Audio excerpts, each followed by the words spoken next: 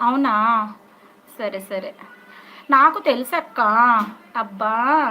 Ocean తమ్ముడు ఉన్నావంకా? హైట్‌లో ఉన్నావా? అంతే అంతేలే. డాన్స్ స్టార్ట్ చేయలేదా? ఫీవరొచ్చింది చిన్నకు. ఇప్పుడు నువ్వొక్కడివి సోలోగా వెళ్ళావు చిన్న. నిక్కీ. నీకు తెలిసి చెప్పలేదా? దొంగ పిల్లోడా. వస్తున్నావా నిక్కీ?